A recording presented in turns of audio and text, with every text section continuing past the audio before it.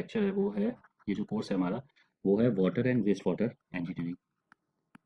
अब काफ़ी ये इंपॉर्टेंट टॉपिक है बिकॉज इसमें जो वर्डिंग है वो वाटर है, और वाटर बहुत ही क्रूशियल एलिमेंट है हमारे लाइफ में। हमें पता है कि हम खाने के बिना रह सकते हैं, कपड़ों के बिना रह सकते हैं, लेकिन वाटर एक ऐसी चीज़ है जिसके बिना हम नहीं रह सकते।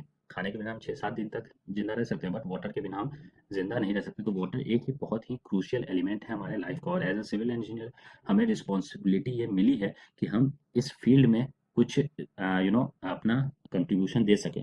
तो ये कोर्स जो है water and waste water engineering का, इसके कुछ ऑब्जेक्टिव्स है। इस कोर्स में हमें पढ़ना क्या है? तो इस कोर्स में हमें सप्लाई वाटर सेफली और portable in quality and in adequate quantity. यानी कि जो पहला हमारा ऑब्जेक्टिव वो ये है कि हमें सप्लाई वाटर पहुंचाना है, और वो जो सप्लाई वाटर होना चाहिए वो सेफ होना चाहिए, पोर्टेबल होना चाहिए क्वालिटी के पॉइंट ऑफ व्यू से, और क्वांटिटी जो है यानी जो वॉल्यूम है वाटर का वो एडुकेट होना चाहिए। यानी कि मान लो कि हमें अगर 100 लीटर हमें एक दिन में वाटर चाहिए और हम सिर्फ दे रहे हैं 5 लीटर, तो जाहिर सी बात है ये एडुकेट क्वांटिटी में वाटर नहीं है। तो हमें इस बात को भी देखना है। दूसरा जो है वो है इस सप्लाई वाटर को जब हम यूज़ करेंगे, कंज्यूम करेंगे, तो फिर हम डिस्पोज भी करेंगे। हम वाटर अगर पिएंगे तो फिर यूरिनेट भी करेंगे, हम कपड़े धोएंगे तो हमारे कपड़े साफ होंगे, लेकिन वाटर जो है वहाँ से फिर जो वेस्ट वाटर है वो निकलेगा। बर्तन धोएंगे उससे वेस्ट वाटर निकलेगा। तो जो ये वेस्ट वाटर है, इस वेस्ट वाटर को कलेक्ट करना, ट्रीट करना, collect comma treat and dispose. ये जो वेस्ट वाटर है क्या है? ये जनरेटेड बाय कम्युनिटी है, जनरेटेड बाय कम्युनिटी। यानी कि जाहिर सी बात है कि जो ये सप्लाई वाटर हमने कंज्यूम किया उसको जब हम वेस्ट वाटर के फॉर्म में जब वो कम्युनिटी से निकलेगा, तो उस वेस्ट वाटर को हमें कलेक्ट करना है, ट्रीट करना है और डिस्पोज करना है। ये हमारा ऑब्जेक्टिव टू है, ये आता है हमारा वेस्ट वाटर इंजीनियरिंग में। अब जो यहाँ पे हम बोला जा रहा है कि सेफली, यानी कि सेफ वाटर क्वालिटी के पॉइंट ऑफ व्यू से, इसका मतलब क्या हुआ ये समझना है। तो देखो, जो वाटर हम लेते हैं कहीं से तो वो हमारा सोर्स होता है, हम सोर्स से वाटर को लेते हैं। अब हम जो ये सोर्स जो है ये कुछ भी हो सकता है, ये हमारा सरफेस वाटर हो सकता है, ये हमारा ग्राउंड वाटर भी हो सकता है, सरफेस वाटर में ये रिवर हो सकता है।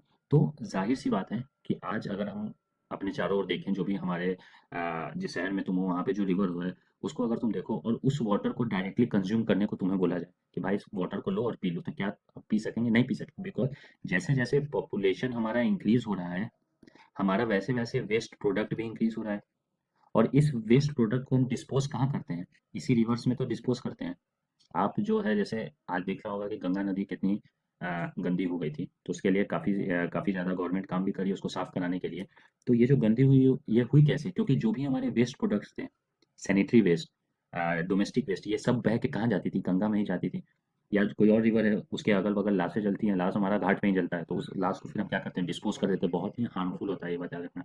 जो डेड बॉडी हम डालते हैं रिवर्स में, वो रिवर को बहुत ज़्यादा कॉन्टेमिनेट करती हैं, बहुत ज़्यादा पॉल्यूट करती हैं। अब वाटर हमें जो पीने के लिए चाहिए, जो कंज्यूम करने के लिए चाहिए, नहाने के लिए, धोने के लिए चाहिए, वो वाटर हम कहाँ से लेंगे? वो वाटर हम इन रिवर से ही तो लेंगे, क्योंकि सोर्स तो हमारा यही है। अब इस वाटर को सेफली यहाँ लिखने का मतलब यही था कि हम उस वाटर में जो जो एलिमेंट्स हैं, एलिमेंट्स क्या हो सकते हैं? तो सस्पेंडेड सॉलिड हो सकते हैं। ये सब क्या होता है ये आगे हम लोग जब क्वालिटी पैरामीटर ऑफ वाटर पढ़ेंगे उसमें समझेंगे। सस्पेंडेड सॉलिड हो सकते हैं, आपका ऑर्गेनिक मैटर हो सकता है, ठीक है, बहुत सी चीज़, फ्लोराइड हो सकता है, नाइट्रेट हो सकता है, फिर आपका फॉस्फेट हो सकता है, बहुत से एलिमेंट्स इसमें हो सकते हैं। अब ये जो भी हमारे एलिमेंट्स हैं, हमें इन एलिमेंट्स को, चूंकि रिवर में इतने वेस्ट प्रोडक्ट हमने डाले हैं, तो इन एलिमेंट्स जो है हार्मफुल एलिमेंट्स, इनकी क्वांटिटी क्या है? ज़्यादा होती है। तो हम इनकी क्वांटिटी को इतना कम कर ले ताकि जब हम इसे कंज्यूम करें तो ये सारे एलिमेंट्स हमें अफेक्ट ना कर पाएँ, हमें डिजीजेस ना हो। उसी को हम ट्रीटमेंट बोलते हैं। सेफ्टी मतलब यही हुआ ट्रीटमेंट। यहाँ पे भी जो ट्रीटमेंट मतलब है वही है कि हम जो जो हमारा ये एलिमेंट्स है जो कि डिजीजेस कॉज कर सकती हैं, उन एलिमेंट्स के क्वांटिटी यानी कि mg/लीटर में हम क्वांटिटी को नापते हैं, या ppm में, यानी कि 1 लीटर वाटर है तो उसमें कितना mg वो एलिमेंट है, यानी कि सस्पेंडेड सॉलिड कितना है, ऑर्गेनिक मैटर कितना है, फ्लोराइड कितना है, नाइट्रेट कितना है। तो ये हमारा होता है quantity of these elements, in elements के क्वांटिटी। तो हमें इसे एक परमिसिबल लिमिट के नीचे लाना था, और ये परमिसिबल लिमिट हमारे इंडियन स्टैंडर्ड IS कोड में डिफाइंड है। और ये डिफाइन कौन करेगा? तो जाहिर सी बात है डॉक्टर्स करेंगे, क्योंकि डॉक्टर को पता होगा ठीक है, साइंटिस्ट करेंगे कि भाई ठीक है, अगर मेरा फ्लोराइड इतना है तो हमें ये प्रॉब्लम हो सकती है, इसीलिए हमें फ्लोराइड्स को इतना रखना है। जैसे फ्लोराइड अगर 1 ppm तक है, ये सब हम क्वालिटी पैरामीटर में पढ़ेंगे, तो हमारे लिए ठीक होता है, मतलब हम उस वाटर को कंज्यूम कर सकते हैं। लेकिन अगर यही मेरा फ्लोराइड जो है ये 1.5 से 2 ppm, इसका मतलब क्या हुआ, 1.5 से 2 ppm, मतलब कि 1 लीटर वाटर में 1.5 to 2 मिलीग्राम फ्लोराइड है। तो उस केस में मोटलिंग ऑफ टीथ होती है, मोटलिंग ऑफ टीथ, जिसको हम लोग बोलते हैं डीकलरेशन ऑफ टीथ, डीकलरेशन ऑफ टीथ भी इसको बोलते हैं। तो अगर 5 से ज़्यादा है, ठीक है, अगर 5 ppm से ज़्यादा है, तो उस केस में बोन फ्लोरोसिस, यानी कि जो हमारे स्केलेटल पार्ट है, बोन है, वो काफ़ी कमज़ोर हो जाएंगे अगर फ्लोरीन ज़्यादा है। तो जाहिर सी बात है, हमें अफेक्ट कर रहा है इस फ्लोरीन का ज़्यादा होना हमारे बॉडी के लिए। अगर उस वाटर को हम कंज्यूम करेंगे तो वो वाटर हमें काफ़ी हार्मफुल इफेक्ट प्रोवाइड करेगा हमारे बॉडी के लिए। तो इसीलिए जैसे नाइट्रेट है मान लो, तो नाइट्रेट जो है वो अगर 45 ppm से ज़्यादा है, तो जो बच्चे हैं उनमें एक डिजीज़ ब्लू बेबी डिजीज़ होने का खतरा रहता है, ब्लू बेबी डिजीज़। ठीक है, नाइट्राइट जो है वो ज़ीरो होना चाहिए, नाइट्राइट वाटर में बिल्कुल नहीं होना चाहिए, क्योंकि नाइट्राइट से और ज़्यादा हार्मफुल इफेक्ट्स होते हैं। ऑर्गेनिक मैटर उसका भी लिमिट सेट है, सस्पेंडेड सॉलिड इसका भी लिमिट सेट है, तो सबका इसी तरीके से परमिसिबल लिमिट है। तो जो हम वाटर ले रहे हैं रिवर से या सोर्स से, वो उस वाटर में तो नाइट्रेट कुछ भी हो सकता है, फ्लोराइड कुछ भी हो सकता है, क्योंकि उसमें तो हम डिफरेंट टाइप्स के वेस्ट प्रोडक्ट डाल रहे हैं। उन डिफरेंट टाइप के वेस्ट प्रोडक्ट में फ्लोरीन की क्वांटिटी कुछ और होगी, नाइट्रेट की कुछ क्वांटिटी कुछ होगी, तो अभी जाएंगे वाटर में तो ये मिक्स होकर कुछ अपना अपना क्वांटिटी बनाएंगे। तो जब इस वाटर को, मान लो ये मेरा रिवर है, हमने यहाँ से वाटर लिया, अब इस वाटर में फ्लोराइड की अपनी क्वांटिटी है, नाइट्रेट की अपनी क्वांटिटी है, इसी तरह कैल्शियम की अपनी क्वांटिटी है, कैडमियम की, निकल की, मरकरी की, सबकी अपनी अपनी क्वांटिटी है।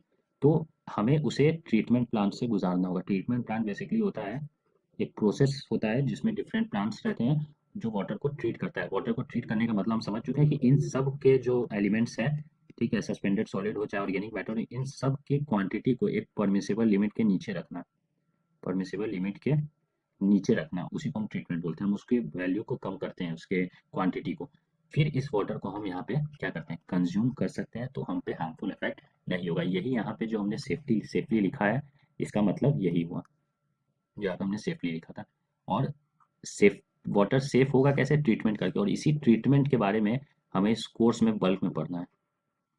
बल्क बल्क में मतलब 70% या 60% जो इस पूरे water and waste water engineering का पार्ट है, वो ट्रीटमेंट पार्ट ही है, कि वेस्ट वाटर को किस तरीके से ट्रीट करते हैं और वाटर को, सप्लाई वाटर किस तरीके से ट्रीट करते हैं। अब देखो सप्लाई, ये क्या था, ये सप्लाई वाटर था। सप्लाई वाटर यानी जिस वाटर को हम कंज्यूम करें नहाने धोने पीने के लिए, ठीक है। अब क्या होगा कि यहाँ पे जो हमने लिखा, वेस्ट वाटर को भी हमें ट्रीट करना है, वेस्ट वाटर को कलेक्ट करना, ट्रीट करना और फिर डिस्पोज करना है। इसका मतलब क्या हुआ, देखो अब ये रिवर था मान लो, अब इसको समझो, ये मेरा रिवर था, यहाँ से हमने वाटर को लिया, हमने इस वाटर को ट्रीट किया, ये WT मतलब वाटर ट्रीटमेंट, फिर हमने ट्रीट किया तो हम अब इसको डिस्पोज करें। तो ये जो वाटर निकला ये क्या हो गया, देखो ये वेस्ट वाटर ट्रीटमेंट में ये हमारा रॉ वाटर गया, तो ये हमारा वेस्ट वाटर ट्रीटमेंट से जब निकला तो ये क्या निकला, ये ट्रीटेड वाटर निकला। इस ट्रीटेड वाटर का यूज़ ये पूरा शहर करेगा, कम्युनिटी करेगा, सिटी करेगा, टाउन करेगा, जो भी होगा, तो इसमें ये वाटर आएगा और फिर डिस्ट्रीब्यूट होगा। अब ये जो डिस्ट्रीब्यूट है, ये भी डिस्ट्रीब्यूशन जो है हमें वाटर इंजीनियरिंग में पढ़ना है। वाटर इंजीनियरिंग में ही ये चीज़ हमें पढ़नी है कि हम यहाँ से जो वाटर है वो फिर डिस्ट्रीब्यूट कैसे होगा। तो रिंग सिस्टम होता है, फिर आपका रेडियल सिस्टम होता है, बहुत से तरह के सिस्टम होते हैं, ग्रिड सिस्टम होता है। तो वो भी वाटर इंजीनियरिंग का पार्ट है, बट कम पार्ट है और सिंपल पार्ट है, वो आराम से हम लोग समझ जाएंगे। मेन जो पार्ट है वो क्या है, वाटर ट्रीटमेंट। तो यहाँ से किस तरीके से डिस्ट्रीब्यूट हुआ, सारे घरों में गया, फिर घरों से ऐसे निकल के आ गया। अब जो ये वाटर आ रहा है, ये कौन सा वाटर है मेरा, ये वेस्ट वाटर है। हम इस वेस्ट वाटर को हमें डिस्पोज करना है, कहीं ना कहीं तो फेंकना होगा, कहाँ फेंकेंगे। तो ये वाटर को जाहिर सी बात है कि हम फिर इस रिवर में ही ले जाएंगे, क्योंकि यही हमारे पास एक प्लेस अवेलेबल है इसको फेंकने के लिए। अब इस वेस्ट वाटर को हमने इस रिवर में डिस्पोज कर दिया, तो जाहिर सी बात है कि जो भी हमने ऊपर एलिमेंट्स देखा था, organic matter, fluoride, nitrite, nitrate, ये सारे इस वाटर में होंगे। अब इस वाटर को अगर हम डायरेक्टली यहाँ डाल दे रहे हैं, तो यहाँ पे जो एक्यूटिक लाइफ होगा, एक्यूटिक लाइफ, फ्लोरा फौना जो भी होता है, वो बहुत ज़्यादा अफेक्टेड होगी, ठीक है। फिश जो है उनके लाइफ पे काफ़ी ज़्यादा इफेक्ट पड़ेगा, ठीक है। तो जब एक्वेटिक लाइफ, फ्लोरा फाइना इफेक्ट होगा, और हम जानते हैं कि ये इकोसिस्टम का एक क्रूशियल पार्ट है, तो पूरा इकोसिस्टम क्या होगा, एक तरीके से हिल जाएगा। तो इसीलिए हमें वेस्ट वाटर को इसमें डालने से पहले क्या करना होता है, ट्रीट करना होता है, कि जो हमारा उस रिवर में या जहाँ भी हम वेस्ट वाटर को डाल रहे हैं, वहाँ की जो कम्युनिटी है, वहाँ पे जो हैबिटेट है, उस हैबिटेट में जो हमारे ऑर्गेनिज्म है, उनको अफेक्ट ना हो, क्योंकि वो भी एक इकोसिस्टम का हमारे पार्ट है। तो इसीलिए वेस्ट वाटर को हमें फिर क्या करना होता है, ट्रीट करना होता है। अब एक चीज़ और भी है, एक तो ये चीज़ हो गया कि एक्वेटिक लाइफ को इफेक्ट होता है। दूसरा बात, मान लो कि यहाँ पे वाटर ट्रीटमेंट नहीं हमने किया, हमने डायरेक्टली गिरा दिया वाटर। अब हम डायरेक्टली इस वेस्ट वाटर को जब रिवर में गिराएं तो जाहिर सी बात है, ये मेरा मान लो सिटी 1 था, तो यहाँ पे क्या होगा, यहाँ पे सिटी 2 होगा, एक दूसरा सिटी भी तो डाउन स्ट्रीम साइड में होगा। तो ये सिटी भी वाटर कहाँ से लेगा, यहीं से वाटर लेगा, इस वाटर को ये ट्रीट करेगा। अब इस वाटर को ट्रीट कर रहा है तो हम लोग क्या बोलेंगे, ये रॉ वाटर था और ये सप्लाई वाटर को ट्रीट कर रहा है, यहाँ से ट्रीटेड वाटर आया। लेकिन अब जो यहाँ पे ये वाटर को ट्रीट कर रहा है इस रॉ वाटर पे, ये रॉ वाटर इस रॉ वाटर से, ये 1 नंबर ले लो या 2 नंबर ले लो, तो जो 2 नंबर का रॉ वाटर है वो ज़्यादा कॉन्टेमिनेटेड है 1 नंबर से। क्यों? क्योंकि यहाँ पे इस सिटी का जो वेस्ट वाटर है, ये वाला वाटर है, ये भी आपका किस में जा रहा है, ये भी हम लोग का इस रिवर में जा रहा है। तो इस रिवर में जो वेस्ट वाटर का, ये रिवर वाटर का जो कॉन्टेमिनेशन है वो इंक्रीज हो गया। तो इस 2 नंबर वाले जो सिटी है, ये सिटी 2 जो है, इसको अब ज़्यादा ट्रीटमेंट करना पड़ेगा, क्यों? क्योंकि ये ज़्यादा गंदा वाटर है, ज़्यादा कॉन्टेमिनेटेड वाटर। फिर ये अपना वेस्ट इधर से देगा। फिर मान लो हमने वेस्ट वाटर को ट्रीट नहीं किया और डायरेक्ट डाल दिया, तो जो ये तीसरे नंबर का सिटी है यहाँ वाला, ये वाटर को जब ट्रीट करेगा, कि ये वाटर को जब ट्रीट करेगा तो इसे और ज़्यादा ट्रीटमेंट करना होगा, कि 3 नंबर पे तो इसका वेस्ट वाटर भी यहाँ जा रहा है और इसका वेस्ट वाटर भी यहाँ जा रहा है। तो एक समय ऐसा आएगा कि हमें भी तो वाटर ट्रीटमेंट का हमारा एक लिमिट है, एक टाइम सेट है कि हमें इतने टाइम में इतना वाटर चाहिए। अगर हम बहुत ज़्यादा कॉन्टेमिनेटेड कर लेंगे तो अनइकोनॉमिकल भी होगा और टाइम कंज्यूमिंग भी काफ़ी ज़्यादा होगा। इसीलिए वेस्ट वाटर को ट्रीट करना बहुत ज़रूरी होता है बिफोर डिस्पोजिंग। पहला, बिकॉज ऑफ एक्यूटिक लाइफ, और दूसरा for the consumption of cities in the down stream side of the river. इसीलिए हम लोग वेस्ट वाटर को ट्रीट करते हैं। अब कितना ट्रीट करेंगे या कितना किस सिटी को ट्रीट करना होगा वो भी हमें ग्राफिकल फॉर्म में आगे देखेंगे। तो ये हमारा हो गया कि क्यों हम वाटर को ट्रीट करते हैं और क्यों हम वेस्ट वाटर को ट्रीट करते हैं। अब देखो, जो हमारे पास हिस्टोरिकल डेटा है, हमने ऊपर 2 क्रूशियल वेरिएबल्स के बारे में बात किया था। क्या था? क्वालिटी, और दूसरा था क्वांटिटी। तो जो हमारे पास हिस्टोरिकल डेटा या जो हमारी हिस्ट्री है या जो हमारे पूर्वज थे, हमें ये तो पता चलता है कि लोगों को क्वांटिटी ऑफ वाटर की इंपॉर्टेंस, यानी कि वाटर हमें एडिक्वेट क्वांटिटी में चाहिए, इसकी इंपॉर्टेंस उन्हें पता थी। कैसे पता थी? तो अगर हम हिस्ट्री पढ़ें और देखेंगे सिविलाइजेशंस के बारे में, तो जितने भी रिवर सिविलाइजेशन है, चाहे वो इंडस वैली सिविलाइजेशन हो, चाहे आपका मिसोपोटामियन सिविलाइजेशन हो, मिसोपोटामियन सिविलाइजेशन हो, इजिप्ट का जो सिविलाइजेशन है, ये सारे जो सिविलाइजेशन है, ये सारे सिविलाइजेशन काफ़ी विकसित हुए हैं। क्यों विकसित हुए? बिकॉज़ ये सारे सिविलाइजेशन रिवर बैंक्स पे हुए थे। सिविलाइजेशन मतलब क्या होता है कि जहाँ पे एक ग्रुप ऑफ पीपल गए, सेटल हो गए और फिर प्रॉस्पर होने लगे, बढ़ने लगे, विकसित होने लगे, तो उसी को सिविलाइजेशन बोलते हैं। इंडस वैली सिविलाइजेशन जो है, ये इंडस रिवर के अलोंग लोग जब से सेटल हुए तो उसको बोला था, सेटल हुए थे। इजिप्ट जो था वो हमारा नाइल जो रिवर है, नाइल नदी, इसके अलोंग ये सिविलाइजेशन जो है काफ़ी प्रॉस्पर किए, विकसित हुए। तो हमें यहाँ से पता चल गया कि भाई जो हमारे हिस्टोरिकल लोग थे, हमारे पूर्वज थे, उन्हें इस बात का तो पता था कि हाँ भाई, क्वांटिटी वाटर की बहुत इंपॉर्टेंट है, तभी वो रिवर बैंक्स के अलोंग जाके सेटल हो गए। लेकिन क्वालिटी के बारे में हमारे पास कोई ऐसा रिकॉर्डेड इंसिडेंट नहीं है। No recorded incident until I think 1850s तक कोई रिकॉर्डेड इंसिडेंट नहीं था। हाँ, ये था कि जो हमारे एंशियंट स्क्रिप्चर हैं, एंशियंट इंडियन स्क्रिप्चर्स को अगर हम देखें तो हम देखते हैं कि भाई कॉपर वेसल का यूज़ होता था वाटर ड्रिंक करने के लिए।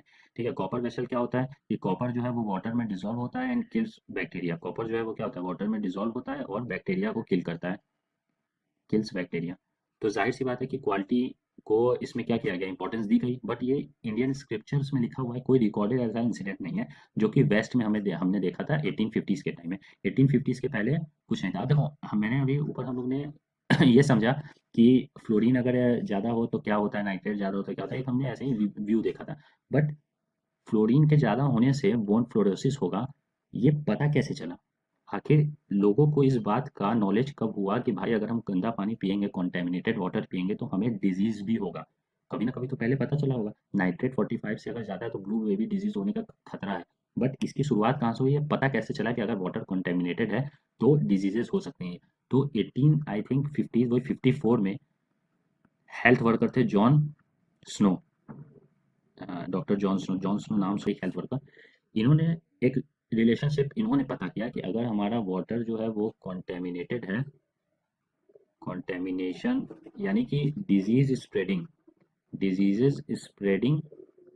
Is related to water contamination, यानी कि जो भी डिजीज हो रहा है वो वाटर कॉन्टेमिनेशन के, अगर कॉन्टेमिनेटेड वाटर हम यूज करेंगे, कंज्यूम करेंगे तो डिजीजेस होंगी। ये रिलेशनशिप डॉक्टर जॉन स्नो ने निकाला था 1854 ईस्वी में। ठीक है, ब्रॉड स्ट्रीट लंदन में एक जगह है, वहाँ पे एक हैंडपंप है जिसको ब्रॉड स्ट्रीट हैंडपंप भी बोलते हैं, अभी भी वो है शायद।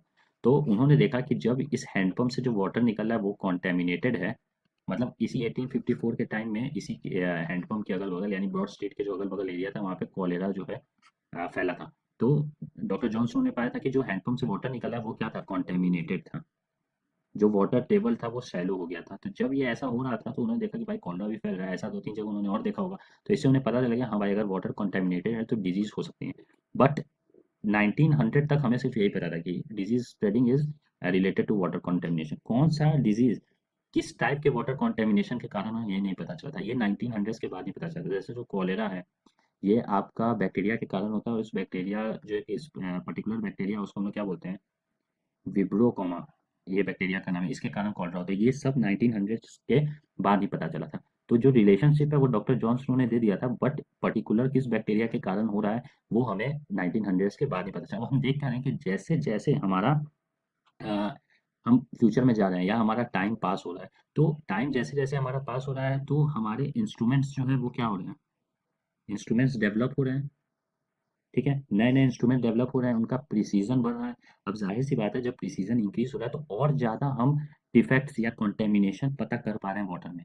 ठीक है, जैसे पहले तो हमें पता नहीं था कि बैक्टीरिया होता है जो डिजीजेस कॉज करती हैं। बाद में इंस्ट्रूमेंट आया, माइक्रोस्कोप आया, जिसमें हमने वाटर में देखा कि भाई हाँ ये बैक्टीरिया है, ये इफेक्ट कर रहा है। और पावरफुल माइक्रोस्कोप आया और इंस्ट्रूमेंट आया जिसकी प्रिसीजन और ज़्यादा थी, तो और ज़्यादा हमें क्या डिजी ये जो एलिमेंट्स हैं उनके बारे में पता चला कि भाई ये भी एलिमेंट वाटर में पाए जाते हैं, इस एलिमेंट से ये खतरा है, इस एलिमेंट से ये खतरा है, इस बैक्टीरिया से ये खतरा है। तो जैसे जैसे हम फ्यूचर में जा रहे हैं वैसे वैसे हमारे इंस्ट्रूमेंट नए नए डेवलप हो रहे हैं, और वैसे वैसे हमारे चैलेंजेस क्या हो रहे हैं, इंक्रीज हो रहे हैं। क्योंकि जितना ज़्यादा हम डिफेक्ट्स वाटर में पा रहे हैं, कॉन्टेमिनेशन पा रहे हैं, हमारा वाटर ट्रीटमेंट को डेवलप करने का जो चैलेंज है वो बढ़ते जा रहा है। यानी कि अब हमें और ज़्यादा अच्छा वाटर ट्रीटमेंट प्रोवाइड करना होगा, और अच्छा ट्रीटमेंट प्रोवाइड करना। इसीलिए जो वाटर ट्रीटमेंट है ये स्टैटिक टॉपिक नहीं है, लोग इसे स्टैटिक समझ के पढ़ते हैं, बट है ये डायनेमिक टॉपिक।